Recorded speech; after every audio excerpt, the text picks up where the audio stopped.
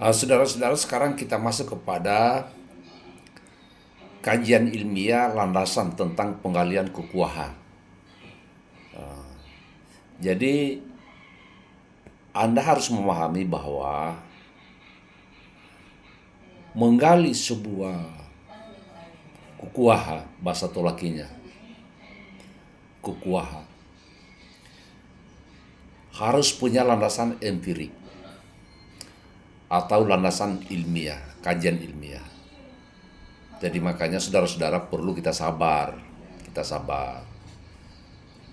Tidak akan keluar bukunya kalau tidak sempurna. Insya Allah, insya Allah. Nah, sekarang saya kasih pengertian tentang ilmu susila atau keturunan yang disebut genealogi atau ilmu nasab. Genealogi adalah studi tentang keluarga atau kesukuan atau suku, yaitu tentang penelusuran, jalur keturunan, dan sejarahnya termasuk asal-usul sejarah dan warisan budaya suatu suku bangsa. Yang lebih detailnya adalah genealogi. Kata ini berasal dari bahasa Yunani, genea atau keturunan, dan logos pengetahuan, yang secara harfiah berarti pengetahuan tentang keturunan. Sekarang masuk kepada ilmu nasab. Dalam konteks agama Islam, ilmu nasab memiliki makna yang spesifik, yaitu pengetahuan tentang garis keturunan seseorang yang penting untuk menentukan hubungan kekerabatan, hak waris, dan lain-lain. Nah, inilah sudah landasannya ini. Nah, sekarang penelusuran keturunan. Genealogi membuat kita untuk memahami sejarah, keluarga, dan suku bangsa kita, dan bagaimana kita terhubung dengan generasi sebelumnya. Yang kita katakan leluhur, nenek moyang kita 7 turunan. Kita harus tahu sampai kita sekarang. Manfaatnya adalah silsilah keturunan memiliki berbagai manfaat, termasuk memahami asal-usul keluarga atau suku bangsa, mempertahankan identitas budaya, dan memelihara hubungan kekerabatan.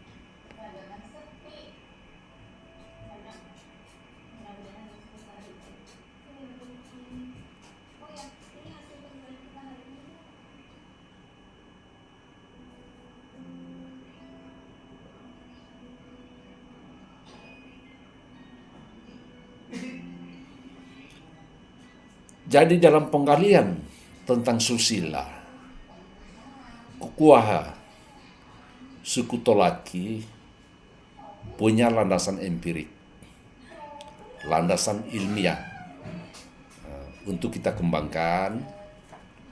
Tujuan utamanya supaya kita mengetahui bahwa khusus kita suku bangsa Tolaki ini adalah satu garis keturunan dari nenek moyang kita. Karena kenapa timbul ide untuk membuat suatu buku tentang kukuaha suku Tolaki?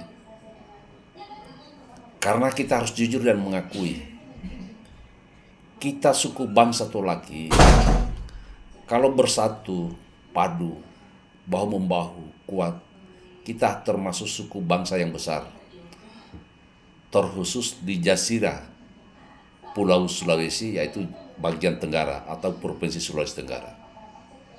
Nah, itulah maksudnya kita lagi gali ini, terutama generasi-generasi kita sekarang dan yang akan datang, supaya dia lebih memahami dan mengetahui bahwa kita ini suku Tolaki, satu induknya.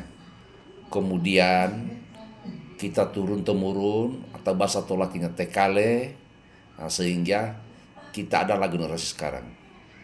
Nah, ini perlu kita bekali kepada generasi-generasi kita, termasuk generasi sekarang milenial, generasi Gen Z, apalagi generasi Alpha yang akan datang. Kalau suatu suku bangsa bersatu pasti kuat di segala aspek kehidupan. Yang paling bahaya kalau bahasa Tolakinya katakanlah oka-oka. Oka-oka itu jalan sendiri-sendiri. Dari mana simbol supaya kita bersatu? Ya terutama bahasa dulu, yaitu bahasa daerah. Sekarang pemerintah memberikan peluang tentang penggalian budaya untuk setiap suku bangsa di Indonesia dengan membuktikan atau fakta di sekolah-sekolah terkhusus SD itu ada pembelajaran tentang bahasa daerah. Maksudnya pemerintah itu supaya jangan kita melupakan tentang asal-usul suku bangsa kita. Karena kekuatan bangsa Indonesia adalah dengan beribu-ribu suku bangsa yang ada di Indonesia. Tentunya budayanya yang berbeda-beda. Tapi secara nasional, kita bangsa Indonesia ditanamkan sejak dari generasi kita, ditanamkan tentang Pancasila, yaitu 5 dasar pandangan hidup bangsa Indonesia. Itu adalah induk yang tertuang di dalam Undang-Undang Dasar Negara Republik Indonesia. Karena undang-undang yang tertinggi di negara Republik Indonesia adalah Undang-Undang Dasar tahun 1945. Di dalam Undang-Undang Dasar tahun 1945 ada Pancasila. Nah, itulah Pancasila pandangan hidup kita. Mulai dari ketuhanan, tidak boleh tinggal di Indonesia, tidak dibenarkan jadi warga negara Indonesia kalau dia ateis, tidak punya agama. Agama apapun itu. Agama Islam kah? Agama Kristen kah? Agama Hindu kah? Agama Buddha kah? Konghucu? Harus ada agama. Karena kita adalah negara Pancasila, negara yang mengakui adanya Tuhan.